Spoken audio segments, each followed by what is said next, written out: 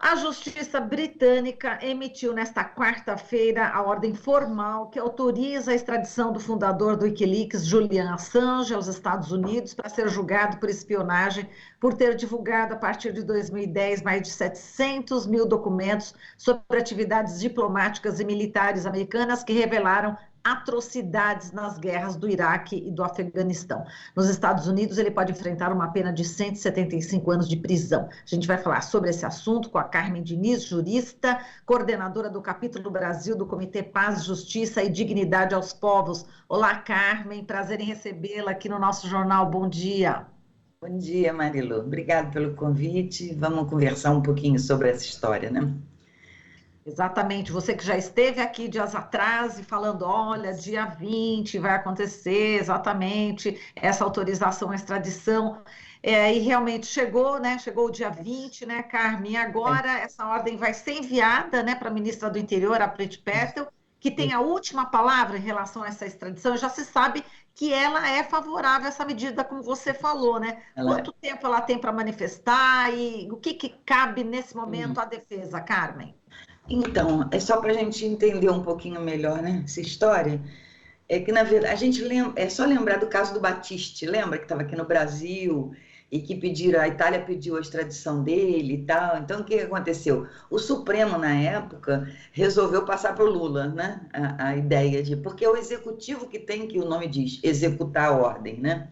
Então, o judiciário decide se a pessoa vai ser extraditada ou não, caso do Battisti, o caso do Assange. E aí, mas não é o judiciário que vai pegar a pessoa, colocar no avião para ela ir, ou para a Itália, no caso do Battisti, ou para os Estados Unidos, no caso do Assange. Quem faz isso é o executivo.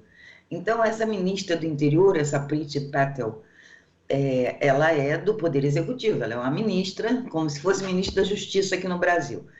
E ela está ligada ao que o Boris Johnson, por exemplo, decidir, né? Não deixa de ser isso, que é o executivo que resolve, que decide.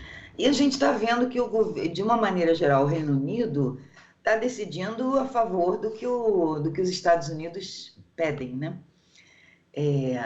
Não se esperava outra decisão do judiciário ontem. A gente esperava exatamente isso, porque...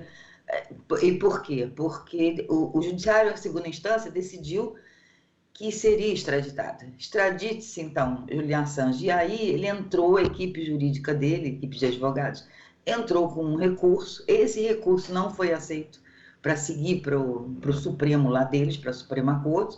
Então, o que acontece? Volta a valer a decisão do extradite-se, porque se o recurso não foi aceito, não muda nada. Então, não se esperava outra coisa dessa audiência, porque não é bem uma audiência, foi uma coisa em 7 minutos. Eles decidiram que volta a decisão anterior, já que não foi aceito o recurso, e extradite. Agora vai para ela, que tem 28 dias para decidir. É praticamente, né, muito difícil que seja decidido outra coisa, porque, na verdade, a história da decisão jurídica se cumpre, né? Não se discute, acima de tudo.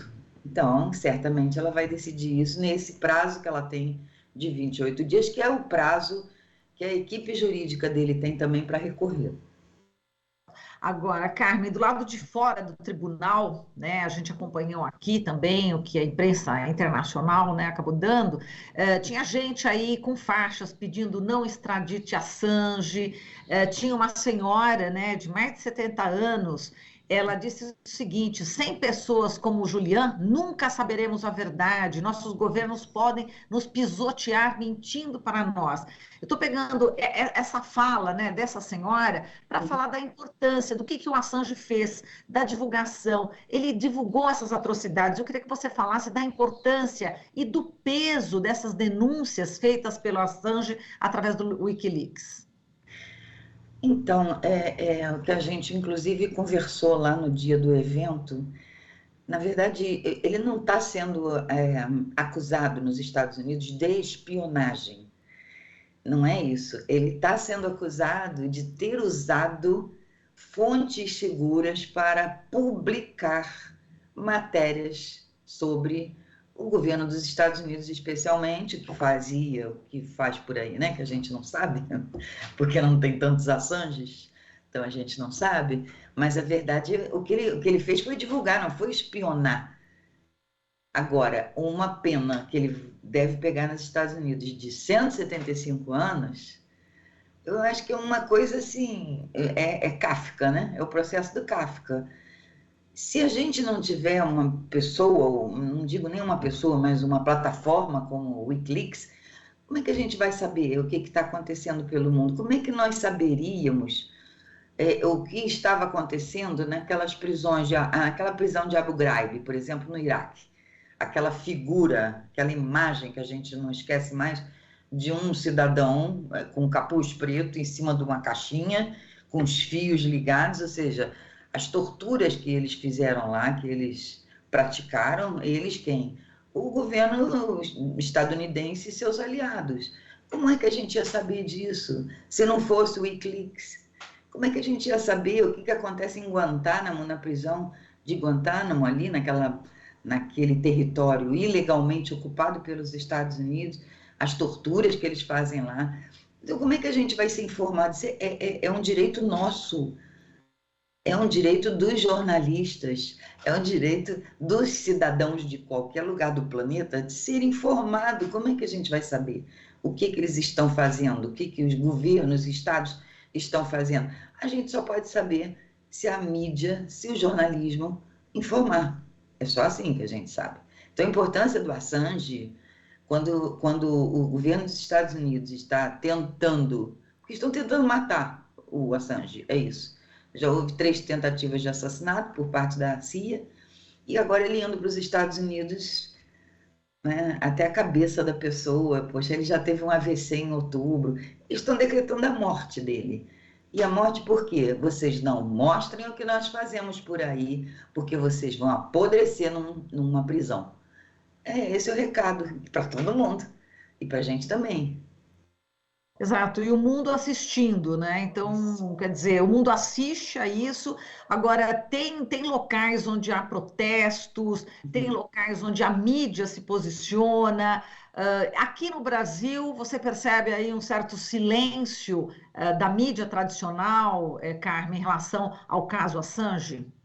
Claro que sim. Desde o começo, nós estamos em contato desde o começo da campanha, nós estamos em contato com jornalistas. E ontem, particularmente, depois dessa decisão ter sido divulgada, eu fiquei muito, não vou dizer feliz, mas eu fiquei muito contemplada de ver que a ABI, que é a Associação Brasileira de Imprensa, se posicionou com uma nota muito dura, dizendo do absurdo que é fazer isso com um jornalista, que isso fere o próprio jornalismo. Então, a ABI, que está num período de eleição deles agora no final do mês, da Associação Brasileira de Imprensa, as 2 chapas se posicionaram, e isso eu achei muito interessante, porque tem 2 chapas concorrendo, e as 2 chapas se posicionaram, ou seja, uma unidade em torno dessa questão do Julian Assange. Eu acho isso muito importante. Eu acho que a TV Cultura mostrou também ontem, parece, isso tudo em função da decisão de ontem, né? Mostrou também o prêmio que o Assange ganhou.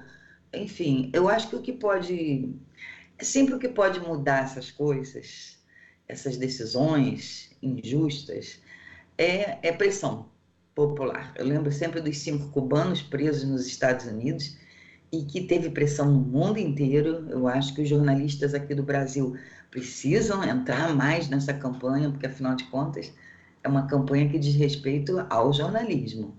Eu fiquei muito tranquila ontem vendo isso, né? Que a gente publicou e tal, a nota da ABI, e a TV Cultura mostrando, enfim. A mídia tradicional é difícil mesmo, a gente sabe que, né, já é mais difícil, mas a ABI tem um peso muito grande. O pessoal lá de Londres, já mandei para lá, inclusive, a nota da ABI de se posicionando contra esse absurdo e tal, uma nota bem dura. Então, agora vai, né, eu acho. Pois é, exatamente. A partir dessa nota da Associação Brasileira de Imprensa, você acredita que pode reverberar, de uma certa forma, na mídia tradicional, pelo menos em algumas, enfim, emissoras? Você acha que pode ter um impacto uma reação?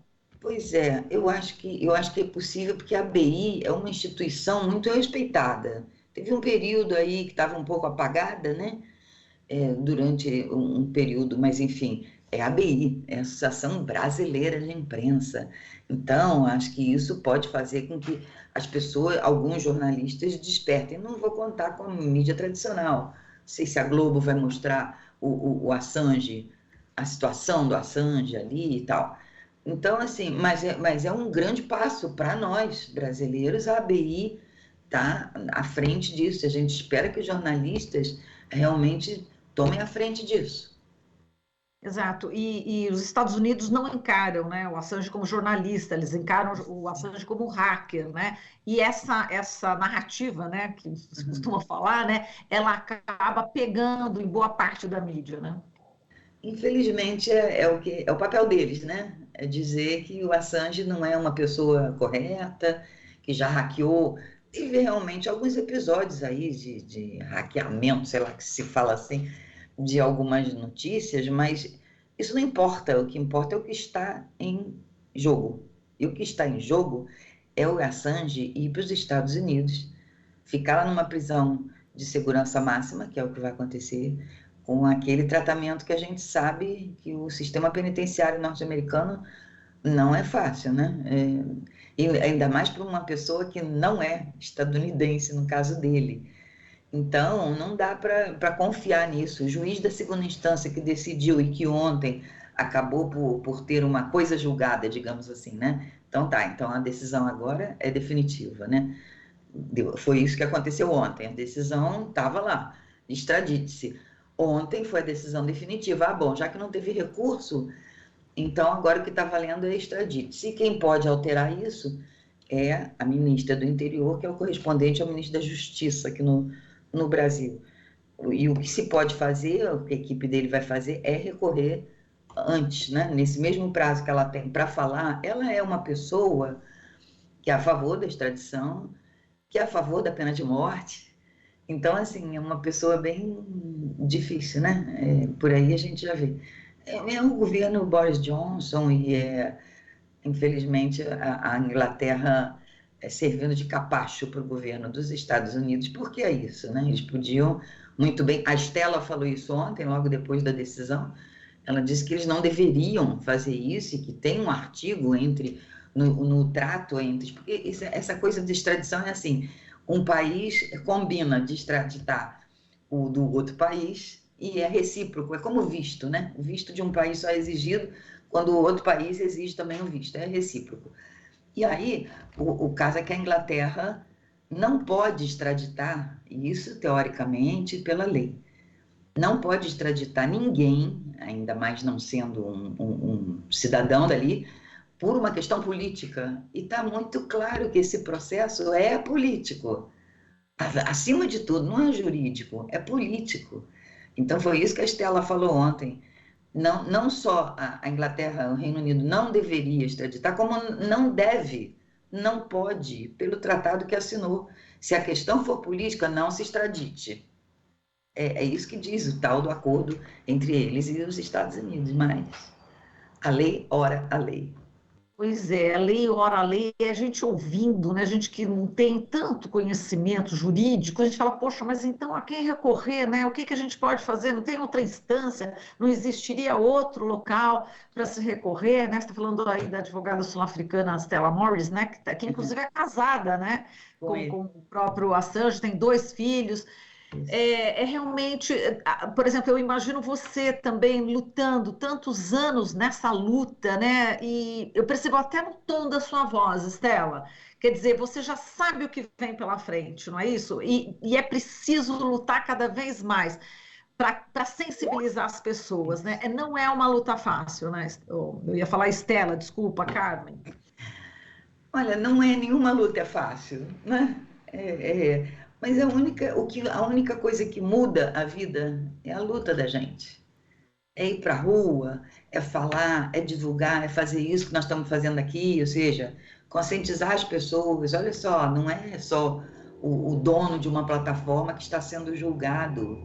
Não é isso. O que está em jogo é muito mais, é muito maior, é muito mais importante do que o Assange. Ele como pessoa, claro, a gente luta porque a gente sabe que ele não vai existir a 175 anos de prisão, né? E o sistema judicial lá é muito mais complicado que aqui. Aqui a gente ainda consegue uma certa flexibilidade, um livramento condicional, se tem bom comportamento e tal. Lá não tem nada disso. E aí eles dizem, o governo, o procurador estadunidense que entrou com a petição dizendo, olha, não extradita ele, porque a gente vai tratar ele bem. Ele vai ter, inclusive, apoio médico, psicológico.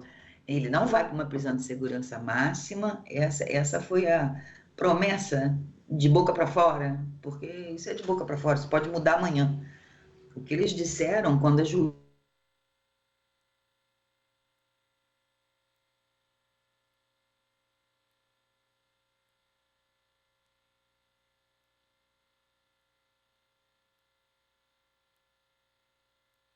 Acho que congelou um pouco a Carmen. Vamos aguardar aqui um pouquinho.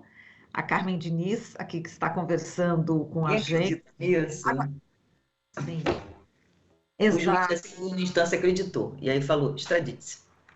Foi isso. Agora, a equipe jurídica do Assange tem até o dia 18 de maio para recorrer. E eles vão usar esses mesmos argumentos. Veja bem, o Assange tem 50 anos, ele tem depressão, ele teve um AVC. Ele não pode ir para lá sob risco de se matar, sob o risco de morrer, sob o risco de ter um problema físico, né, de saúde e tal. E foi isso que garantiu, foram esses argumentos que garantiu a primeira decisão lá atrás, da juíza da primeira instância, que falou, então não se extradite, não. Foi isso. Então eles vão entrar de novo com essa argumentação humanitária, de dizer, vocês vão matar. Que é isso? Vocês que estão decidindo isso, vocês estão matando uma pessoa. E aí, vamos ver, até o dia 18 ela tem... Acho que a gente tem que fazer um barulho até o dia 18 de maio, né? Pelo mundo, porque tem muita gente fazendo muita coisa na Itália. A Europa tem muita gente fazendo muita coisa pelo Assange. Então, vamos ver. A esperança é essa, né? Com E a nossa... certeza. Vamos esperançar, né? Vamos, de Paulo Freire, né? Só Exatamente. esperançando mesmo. Pois é. Vamos ver, tá? Dureza a luta, mas a gente não acreditava que ia conseguir tirar os 5 cubanos que estavam presos injustamente nos Estados Unidos. Eu pessoalmente, estava na luta aí pelo comitê e tal. A gente fez muita coisa, fez lobby lá no Capitólio e tal. Mas a gente achava, como assim? Uma pessoa com 2 prisões perpétuas, mais 12 anos, Gerardo, um deles. Tem que ser espírita, né, para cumprir, eu acho. Porque como é que você cumpre 2 prisões perpétuas? Enfim, olha as condenações lá, como é que são, né? 2 prisões perpétuas, mais 12 anos, enfim. Eu não achava que eu ia ver o Gerardo solto em Havana, assim, encontrar ele na rua. Até hoje eu encontro e falo, gente, você está solto, né? A gente achava que não ia dar, que era muito difícil. No entanto, estão lá os 5. Estão lá em Havana, mas por quê? Graças à luta também, não foi só o fato dos comitês do mundo inteiro fazerem, não. Teve uma conversa aí, né, secreta, entre o Raul e o Obama. Fosse agora, acho que eles não seriam soltos, mas enfim. E com a intermediação do Papa Francisco e tal, que foi o que garantiu isso, mas garantiu. Então, eu acho que o que a gente tem a fazer é ir para a rua, é lutar. Aqui a gente já foi para a porta do consulado, aqui no Rio de Janeiro. A gente pode fazer outras coisas, a gente tem que estar falando do Assange, porque é isso que pode alterar a realidade. Esperar alguma coisa do Reino Unido hoje em dia é difícil. Tá, como é que Muito está o difícil. Papa? Só para a gente encerrar, você citou o Papa Francisco em relação a esses 5 cubanos. E como é que ele já se pronunciou? Como é que ele Não, está? Ainda não. não? Até o momento, não. Pode ser que ontem, acho que me parece que é uma coisa que todo mundo meio que acordou, né? Com essa decisão, né? Na verdade, a formalização da decisão que já estava tomada. Pode ser, né? Mas eu acho que para isso o pessoal da Itália vai ter que ir lá falar com o Papa. Papa, vamos aí, né? Vamos, apesar da maioria norte-americana não ser católica, mas ele tem um peso também, né? Especialmente esse Papa. Então, e no Reino Unido também, né? Igreja anglicana, não é também maioria católica e tal. Mas é uma pessoa muito, muito envolvente, muito influente. Então, acho que ele vai ter que entrar nessa história. Alguém lá na Itália já deve estar pensando em conversar com o Papa para ele pedir isso e tal. Tem um peso, né? Eu acho que é outra pessoa. Eu acho que é outra pessoa importante nessa história. Vamos ver. Vamos lutar. A gente não pode parar. É isso mesmo. Estamos aqui juntos na luta e juntas. Valeu, Carmen. Muito obrigada, viu, querida? Valeu, querida Marilu. Para você também. Bom São Jorge aí para vocês. Muito obrigada. É o protetor da Inglaterra, a propósito. Pois é, exatamente. O São Jorge sempre presente no prêmio, né? Audálio Dantas, né? Que é o nosso símbolo, é o São Jorge com o microfone em vez da espada. E hoje, de novo, né? Incrível. Vamos. Pode ser que tenha alguma simbologia importante aí por trás, né? A gente apela para tudo, até para São Jorge. Exato. Bom, Carmen, muito obrigada, querida. Beijo. Querida. Vamos, seguimos. Beijo. Seguimos. A gente continua acompanhando o caso do Assange. Bora. Verdade para o Assange já. Carmen Diniz, jurista, coordenadora do capítulo Brasil do Comitê Paz, Justiça e Dignidade aos Povos. Aqui você ouve as notícias que os outros não dão. Jornal Brasil Atual.